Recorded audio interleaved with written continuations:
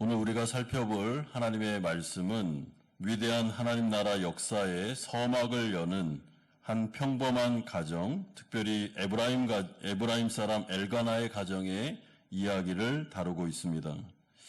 그 중심에는 엘가나의 첫째 아내였던 한나라는 믿음의 여성이 있었습니다. 엘가나에게는 두 아내가 있었는데 하나는 브닛나요, 하나는 한나였습니다. 그런데 엘가나는 자녀를 낳을 수 없는 한나를 더 사랑했기 때문에 브닛나로 하여금 극심한 시기심을 받아 엄청난 괴로움을 당하게 됩니다.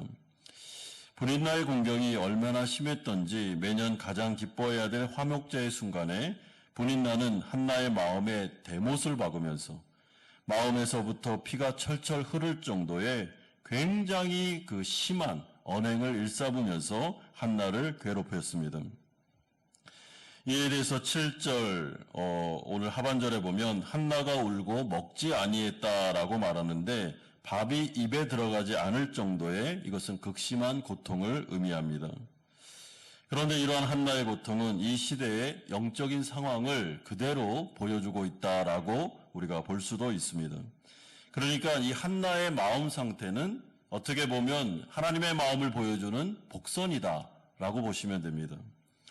이 시대의 대제사장이었던 엘리의 두 아들 홈니와 비느하스는 겉모습만 제사장이었지 완전히 깡패들이고 강도들이었습니다. 이들은 하나님께 드려지는 제물을 강탈하고 성전 안에서 여성들을 성폭행하는 파렴치한 인간들이었습니다. 그러니 이 시대의 영적인 상태가 어떠했겠습니까? 하지만 하나님은 이러한 암울한 상황 속에서도 소망의 역사를 시작하고 계십니다. 그것도 그 시대의 가장 연약한 불임의 여성 한나를 통해서 이 일을 이루십니다. 여러분, 불임의 여성은 이 시대 가운데 정말 아무것도 내세울 수 없는, 어떻게 보면 가장 약하고 사회적으로 가장 연약한 여성임을 우리가 알 수 있습니다. 그러나 하나님은 이 연약한 한나의 믿음을 통하여 그의 기도를 통해서 어둠의 시대를 빛의 시대로 바꿔나가십니다. 여인의 간절한 기도가 응답됨으로 하나님의 나라가 발전하며 굳건하게 세워집니다. 이런 점에서 하나님은 항상 보잘것없는 매우 평범한 믿음의 한 사람을 통해서 역사한다라는 것을 생각하실 때 이 세상과는 다릅니다. 여러분, 이 세상은 영웅을 좋아합니다. 이 세상은 뛰어나고 탁월한 사람들을 좋아합니다. 그러나 하나님은 그런 자를 찾지 않습니다. 가장 연약한 믿음의 한 사람, 그 마음속에 누구도 알지 못하는 숨겨져 있는 믿음을 간직하고 있는 그 사람을 찾으십니다. 그리고 하나님이 이 연약한 사람을 통하여 일하심으로 말미암아 하나님이 얼마나 대단한 분인지를 만방에 공개적으로 드러내실 때가 있습니다. 그러므로 이 시대 가운데 재능이 많고 굉장히 사람들로부터 인정받고 탁월하고 영웅 대접을 받으면서 하는 사람이나 교회는 사실은 조심해야 됩니다. 하나님의 이름을 드러내기는커녕 자신의 이름을 드러내고 자신이 주목받을 가능성이 많기 때문에 그렇습니다. 그러나 하나님은 절대로 자신의 영광을 피조물에게 주지 않습니다. 하나님은 자신의 영광을 자신이 가져가십니다. 그러므로 하나님께서 쓰시는 사람들의 대부분이 굉장히 연약한 사람들이었다라는 것을 기억할 때 우리에게는 소망이 있다라고 말씀드릴 수 있습니다.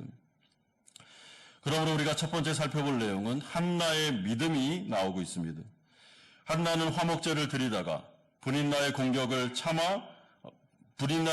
받아서 차마 식사를 제대로 하지도 못한 채 일어나 기도의 자리로 나아가고 있습니다. 이때 한나의 심정을 10절은 다음과 같이 설명하는데 한나가 마음이 괴로워서 여호와께 기도하고 통곡했다라고 말합니다. 여기서 마음이 괴로웠다라는 것을 직역하면 마음이 쓰다라는 뜻입니다. 속상하다, 마음이 썩어지고 있다라는 뜻입니다. 여러분, 인생을 살다가 내 힘으로 견딜 수 없는 상황과 현실을 만났을 때 정말 다른 사람은 알지 못하지만 내 마음속에 마음이 쓰고 마음이 속상하고 마음이 괴롭고 이런 경험이 우리에게도 있을 것입니다. 지금 한나가 그런 상황이 있었습니다. 그래서 통곡하고 있는데 여기서 통곡했다라는 이 단어는 마치 아들을 잃을 정도의 서름으로 울부짖었다라는 뜻을 포함하고 있습니다. 그러니까 얼마나 간절히 오래도록 하나님께 부르짖으면서 얼마나 많이 울었는지, 그 성전에 엎드려서 하나님께 기도하는데 눈물을 얼마나 많이 쏟았는지 엘리 제사장은 이러한 광경을 보면서 한나에게 참 이상한 말을 하는데 술주정하고 있지 않냐라는 말을 하고 있습니다. 14절에 네가 언제까지 취하여 있겠느냐? 포도주를 끊으라 라고 말하고 있습니다. 여러분, 술에 취한 여성처럼 보일 정도로 그는 괴로움에 있었고 그 가운데 철저하게 하나님을 의지하고 있습니다.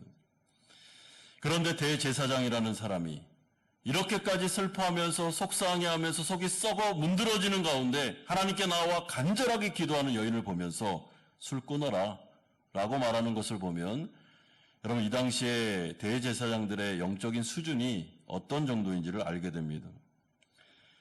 괴로워서 울부짖는 기도의 사람과 술주정하는 사람을 분간하지 못할 정도로 완전히 영적으로 지금 눈이 멀어 있습니다.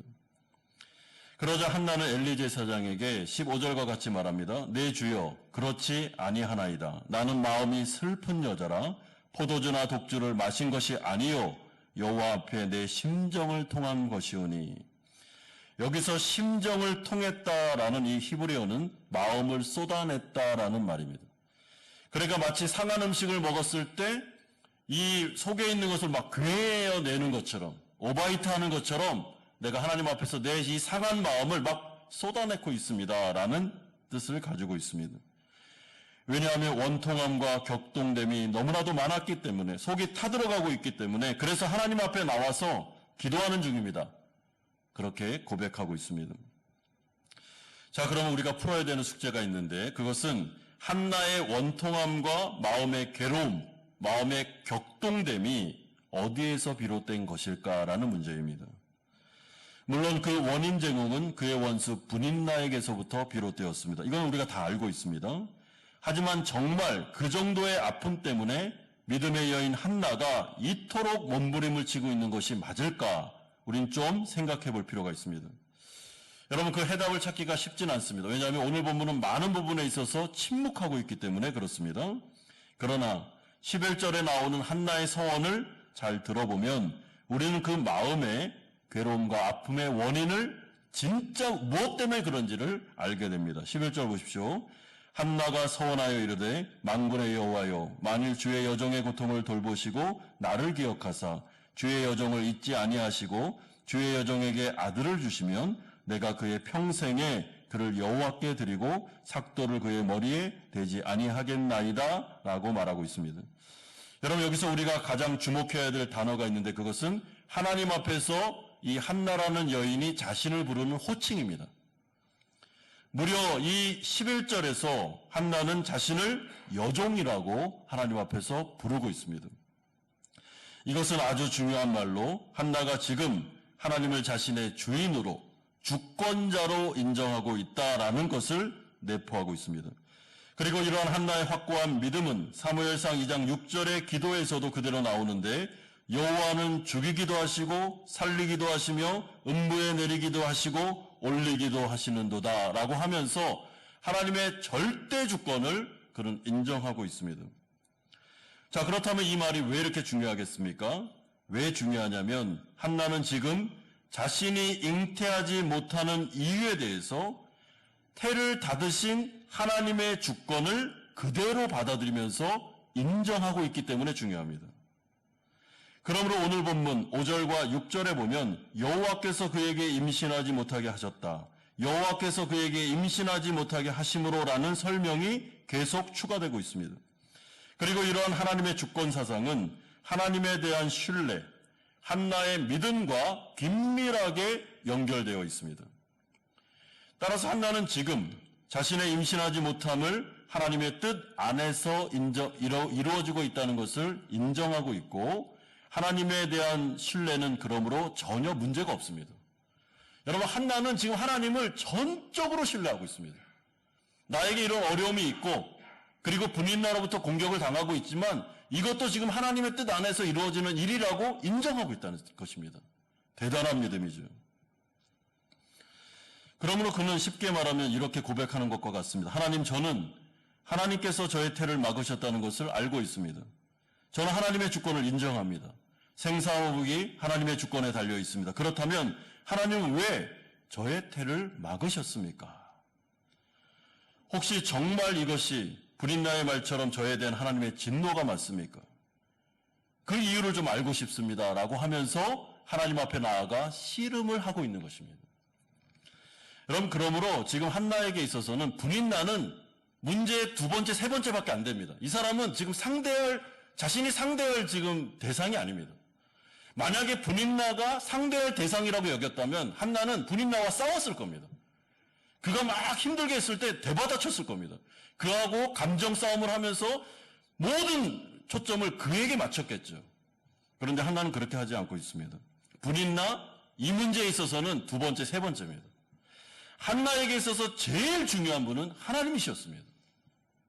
그의 원통함과 그의 격동됨, 브린나의 말도 힘들었지만 사실은 그의 마음속 중심에 있었던 풀리지 않는 숙제가 뭔가 하면 하나님, 왜 저의 태를 막았습니까? 라는 문제가 그에게는 가장 어려운 문제였습니다. 하나님의 주권을 인정하고 있습니다. 그런데 인생 가운데 내 힘으로는 감당할 수 없는 문제가 왔습니다. 막 옆에서는 나를 공격합니다. 이 믿음이 없어서 하나님께 저주받아서 하나님이 너 싫어해서 그런가요? 막 이런 온갖 소리가 다 들립니다. 그런데 한나는 그런 소리 듣지 않습니다. 왜냐하면 그건 중요한 게 아닙니다. 문제는 하나님이 왜 태를 막았냐. 분명히 이 문제 가운데 하나님의 뜻이 있을 건데 도대체 문제가 뭐냐. 이것이 바로 한나의 진짜 마음속에 있었던 아픔이었고 하나님에 대한 질문이었습니다. 그러므로 저는 이 여인이 정말 믿음이 좋은 여자라고 생각합니다. 여러분, 하나님의 절대 주권을 인정하잖아요. 정말 이 당시에 어떻게 보면은 분인나와 같은 사람이 손가락질 할 정도로 인생의 고통의 어려움의 문제를 안고 있지 않습니까? 그럼에도 불구하고 사람과 싸울 생각 안 하고 하나님께서 허락하셨어. 근데 문제가 뭘까? 하나님은 왜 나에게 이런 문제를 주셨을까라고 하면서 그는 하나님 앞에 신뢰의 자리로 나아가고 있습니다. 여러분, 이런 점에서 이 자리에 앉아 계신 우리 성도님들도 우리에게 일어나는 모든 순간에 모든 상황에 대하여 하나님의 주권을 인정하실 수 있겠습니까? 어떤 경우에는 정말 내가 예상하지 못했던 일들이 벌어지고 내가 생각했던 것 그 이상으로 안 좋은 쪽으로 내 인생이 흘러가고 있을 때에도 이것은 하나님의 손 안에서 나에게 유익을 주기 위해서 주신 거야 라고 인정할 수 있겠느냐라는 것입니다. 여러분, 그게 믿음입니다. 그리고 그럴 때는 다른 사람에게 가서 하소연하고 다른 사람에게 위로받으려고 하고 사람과 가서 싸우고 이러면 해결 안 됩니다. 하나님께로 가셔야 됩니다. 문제의 근원이 주권자 대신 하나님 손 안에 있기 때문에 막 사람들 찾아다니고 돌아다니고 그래서 거기서 해답을 얻으려고 아무리 헤매도 이 세상엔 답이 없습니다. 결정권은 하나님께 있기 때문에 하나님께 가야 됩니다. 그래야 해답을 얻을 수 있습니다. 두 번째는 그러므로 이제 한나의 기도가 나오고 있습니다. 여러분, 한나가 하나님 앞에 나와서 몸부림치면서 울부짖으면서 마치 술 취한 여인처럼 막 떼굴떼굴 뒹굴면서 기도하고 있었을 때 여러분, 그의 기도가 깊어지면서 조금씩 변화되는 모습을 보이고 있습니다. 왜냐하면 그의 기도가 갑자기 서원의 기도로 바뀌고 있기 때문에 그렇습니다. 여러분, 어떤 분은 이 서원의 기도를 한나가 지금 하나님과 딜을 하고 있다, 거래를 하고 있다라고 해석하는데 절대로 그런 게 아닙니다. 한나는 지금 하나님 앞에서 딜을 하고 있는 것이 아닙니다. 한나의 기도는 그렇다면 어떤 기도일까? 여러분, 그가 이렇게 기도합니다. 만일 주의 여종의 고통을 돌아보시고 나를 생각하시며 주의 여종을 잊지 아니하사 아들을 주시면 내가 그의 평생의 그를 여호와께 드리고 삭도를 그의 머리에 대지 않겠습니다. 라고 그는 서원의 기도로 나아가고 있습니다. 이러한 기도 가운데 한나의 생각이 변하고 있음을 알려주는 내용이 있는데 하나님은 지금까지 나의 태를 닫으셨고, 그런데 만약에 하나님이 이 기도를 들으시사 나의 태를 열어 아들을 주신다면 이 아이는 분명히 하나님의 뜻에 따라 주어진 하나님의 사람일 것이 분명합니다. 그렇기 때문에 저는 그 아들을 하나님께 드릴 것입니다. 라고 사고의 전환이 일어나고 있습니다. 그래서 평생의 그를 나시린으로 바치겠다고 합니다. 여러분, 이 부분에 대해 어떤 신학자가 한나의 이 확신, 하나님이 태를 여셨고 하나님의 뜻에 따라 하나님의 사람들을 주셨다면 이 아이는 하나님의 사명자라는 확신이 이 아이가 나오기도 전에 이 아이의 소명을 결정했다라고 말하는데 굉장히 좋은 해석이라고 저는 생각합니다. 그러니까 이 과정을 보십시오. 하나님이 한나의 태를 막았습니다. 그런데 만약에 하나님께서 태를 여셔서 아이를 주셨다면 그건 분명히 하나님의 뜻에 따라 태어난 아이겠죠.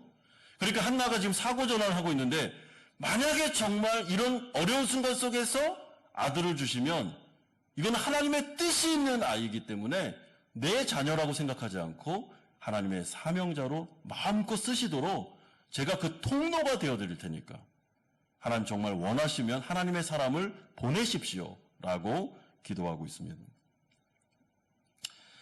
그러므로 저는 이 기도가 한나의 믿음이 성장함에 따라서 그의 기도가 변화되고 있다고, 기도가 성장하고 있다고 해석하고 싶습니다.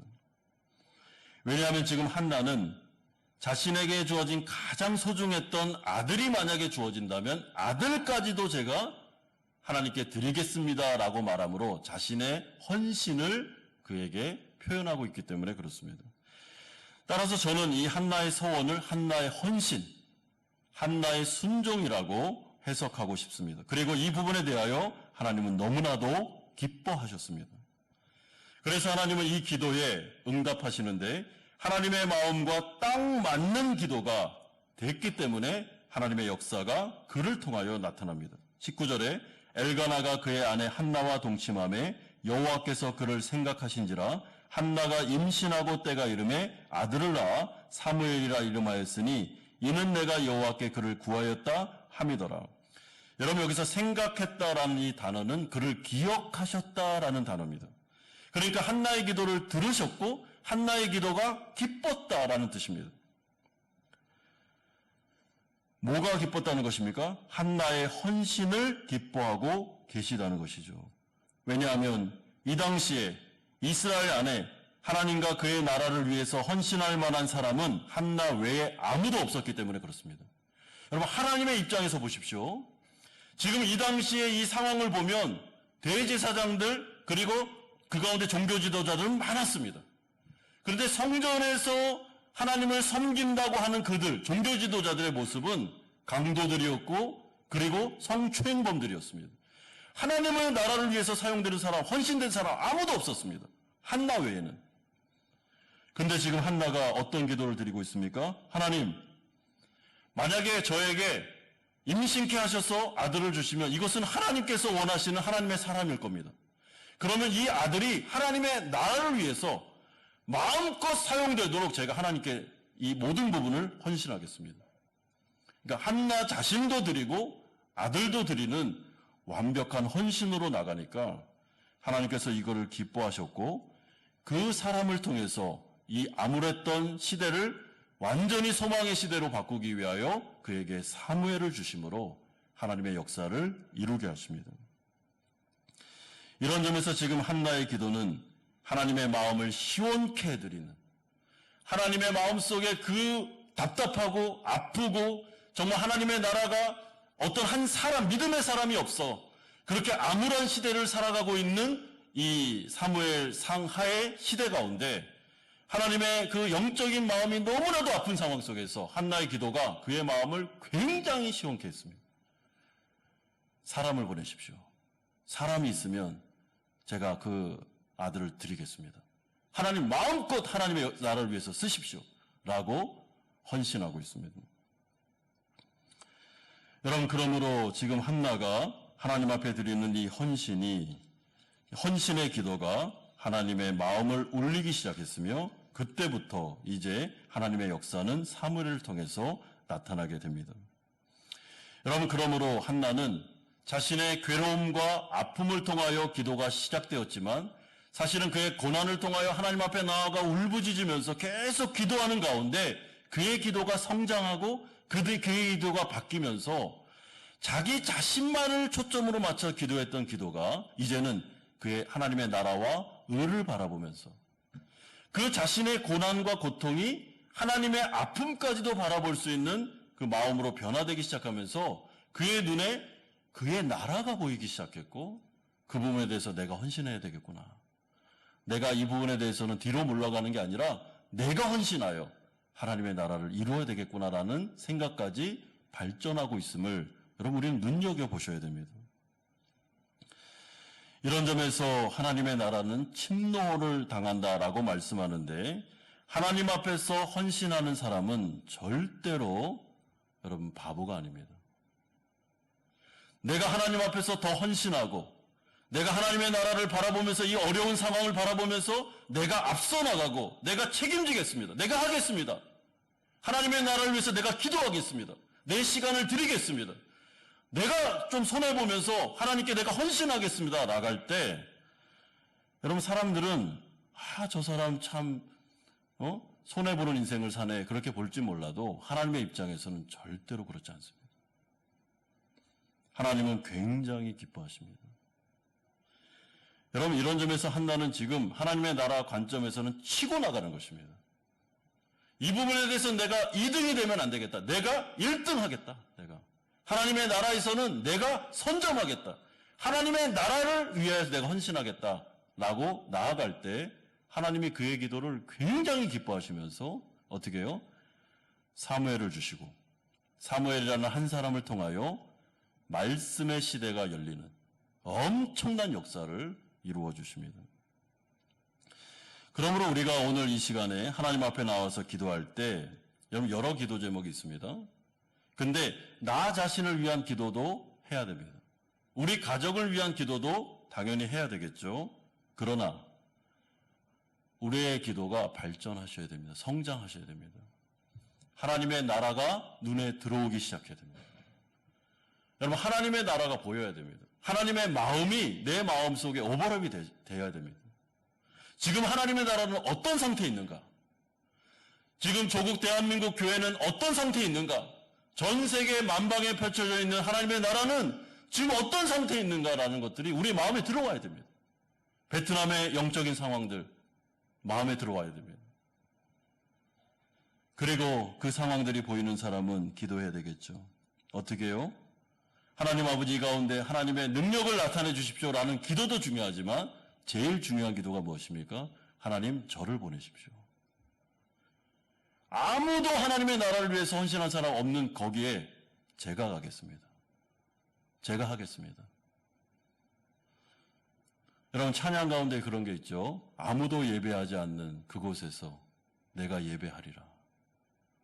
여러분 찬양의 가사는 좋죠. 감동적이죠. 근데요. 정말 이 예배당에 아무도 안 왔습니다. 혼자 예배한다는 게 쉬운 게 아닙니다. 그거는 굉장한 헌신과 굉장한 결단이 필요한 고백입니다. 아무도 가지 않는 곳에 나를 보내십시오. 이거는 엄청난 결단이, 헌신이 아니면 할 수 없는 것입니다. 그런데 한나가 지금 어떻게 하고 있습니까? 믿음의 사람이 아무도 없는 가운데 하나님께서 그 시대를 바라보면서 이렇게도 말씀의 사람이 없느냐, 이렇게도 내 나라를 위해서 헌신된 사람이 없느냐 마음 아파하고 괴로워하시는 하나님의 마음을 알고 그가 지금 하고 있는 것은 아들을 주십시오. 내가 그 아들을 바치겠습니다. 그 아들이 갈 것입니다. 제가 그리고 그 아들을 위해 기도하고 제가 같이 헌신하겠습니다.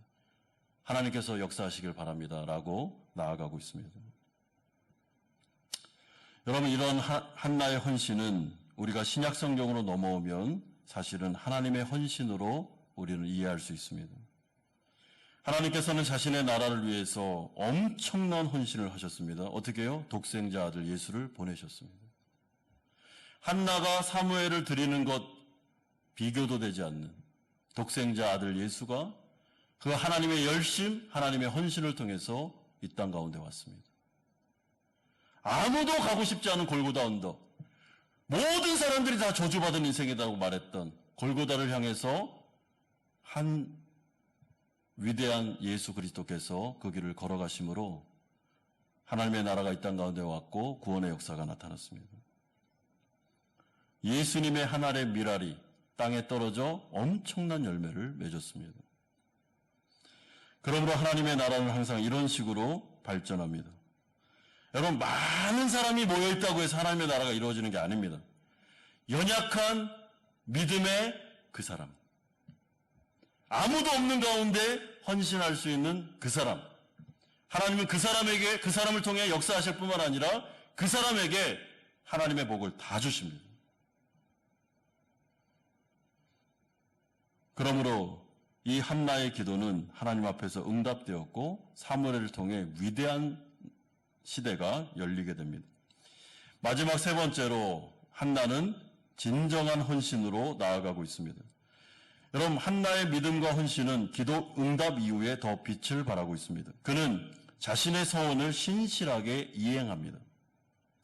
처자들의 이름을 내가 여호와께 구하여 얻은 자다라는 뜻으로 사무엘이라고 짓고 있습니다. 그런 다음에 자신의 남편 엘가나에게 사무엘을 향한 자신의 뜻을 말한 다음에 그의 동의를 얻어내고 있습니다. 그리고 젖대기까지 사무엘을 양육하고 시기가 되어 수소 셋을 비롯한 여타의 제물, 음식을 준비하여 서원제를 여호와 앞에 드립니다. 그러면서 엘리 제사장에게 그는 다음과 같이 고백합니다. 26절에 내 주여 당신의 사심으로 맹세하나이다. 나는 여기서 내 주 당신 곁에 서서 여호와께 기도하던 여자라. 이 아이를 위하여 내가 기도하였더니 내가 구하여 기도한 바를 여호와께서 내게 허락하신지라. 28절에 그러므로 나도 그를 여호와께 드리되 그의 평생을 여호와께 드리나이다 하고 그가 거기서 여호와께 경배하니라. 여러분, 여기서 강조되는 말이 바로 그러므로 나도 그를 여호와께 드리겠습니다. 무슨 말이죠? 여러분, 기도응답이 딱 일어났습니다. 그리고 나서 한나는 마음이 바뀌지 않았습니다. 여러분, 기도응답이 일어난 다음에 마음 바뀌는 사람이 많습니다. 초심을 잃어버리는 사람들이 많아요. 연초에 계획을 딱 세우고 하나님 앞에 헌신하겠다, 하나님 앞에 서원을 하고 하나님 앞에서 정말 제가 이 한 해는 하나님의 뜻대로 정말 열심히 한번 살아보겠습니다 라고 하고 불과 한두 달을 못 갑니다. 이게 사람의 마음입니다. 그런데 한나는 그렇게 하지 않았습니다. 그는 하나님 앞에서 딱 결심을 했습니다. 우리 아까 찬양 가운데 내 마음이 확정되고 확정되었다. 변하지 않습니다. 이 부분은. 제가 아들을 주시면 드리겠습니다. 기도 응답이 왔습니다. 그리고 이 아들이 아깝잖아요. 그렇게 하지 않았습니다. 그냥 하나님 앞에 드리는 것입니다. 이것이 바로 한나의 신실함, 한나의 믿음이었다고 생각합니다. 그리고 그 실제로 드려진 사무엘을 통해서 하나님은 엄청난 역사를 이루십니다. 그러므로 오늘 본문이 우리에게 주는 영적인 교훈이 무엇이겠습니까? 여러분, 하나님은 지금도 많은 사람을 찾는 게 아니라 바로 그 한 사람을 찾으십니다. 그 한 사람이 내가 되어야죠. 하나님 앞에서 하나님을 전적으로 신뢰할 수 있는, 주권을 인정할 수 있는 믿음과 아무리 연약하고 어려운 상황 속에서도 하나님에 대한 신뢰가 흔들리지 않는 마음, 그리고 하나님 앞에 나아가 헌신할 수 있는 그 사람, 하나님의 나라를 바라보면서 나를 보내십시오. 내가 가겠습니다. 주님, 저를 통해서 역사하십시오 라고 선정하면서 나아갈 수 있는 그 사람, 그리고 자신이 한 말에 대하여 책임질 수 있는 사람, 그리고 실제로 그의 나라와 그의 의를 먼저 구하고 그로 말미암아 이 모든 것을 더하여 주시는 하나님의 은혜를 체험할 수 있는 그 사람, 그 사람을 통해서 하나님의 일을 이루십니다. 이런 점에서 하나님의 나라에 있어서 여러분 절대로 두 번째가 되지 마십시오. 첫째가 되십시오. 내가 더 많이 헌신하면 더 손해본다? 그거는 정말 이상한 말입니다. 하나님의 나라는 그렇지 않습니다. 헌신하면 헌신할수록 하나님 갚아주십니다. 하나님이 살아계심을, 하나님 부요하심을 보여주십니다. 네가 나에게 헌신했니? 나도 너에게 헌신한다. 엄청난 복을 주는데 영적인 복 플러스 이 세상을 살아가는데도 복을 주십니다.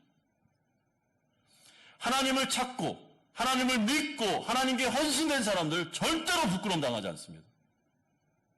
그를 존귀하게 만드십니다. 여러분, 한나가 이 사무엘을 바쳤잖아요. 그리고 난 다음에 자녀들을 얼마나 많이 얻는지 모릅니다. 이 여인이 막 복을 받습니다. 이 가문이 위대한 가문이 됩니다. 왜요?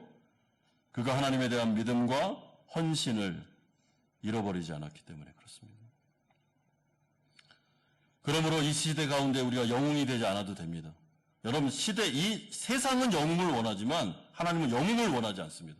믿음의 사람, 헌신된 사람을 원하고, 내가 주어진 상황 속에서 내가 적당하게 신앙생활을 하는 것이 아니라 먼저 선점해 가면서 하나님 앞에 도전적으로 기도하면서, 하나님 여기 저를 보내십시오.